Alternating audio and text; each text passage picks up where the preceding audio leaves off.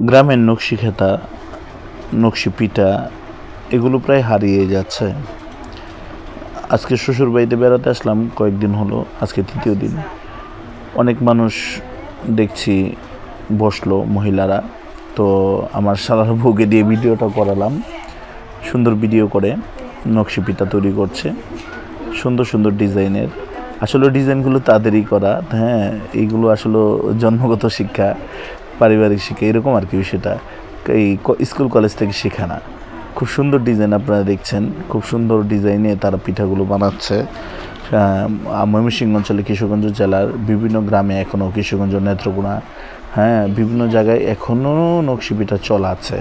এই যে এরকম গ্রামের মেয়েরা সবাই একসাথে বসে, হ্যাঁ, মহিলারা সবাই একসাথে বসে এই পিঠাগুলো তৈরি করে আর কি। হ্যাঁ, নিজেদের হাতে নিজেদের ডিজাইন করা পিঠাগুলো খুব সুন্দর, খুব সুন্দর ডিজাইন করে। দেখছেন, হাতের কারুকাজ, সম্পূর্ণ হাতের কারুকাজ।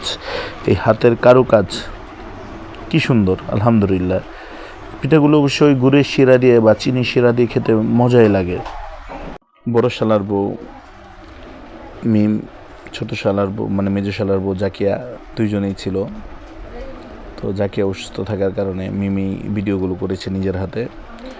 ধন্যবাদ যারা ভিডিওটি দেখছেন। গ্রাম বাংলার ঐতিহ্য সবাই শেয়ার করে দিবেন, বেশি বেশি করে শেয়ার করে দিবেন। আশা করি সবাই এই ভিডিওটি দেখবে এবং গ্রাম বাংলার ঐতিহ্য সম্বন্ধে সবাই জানবে।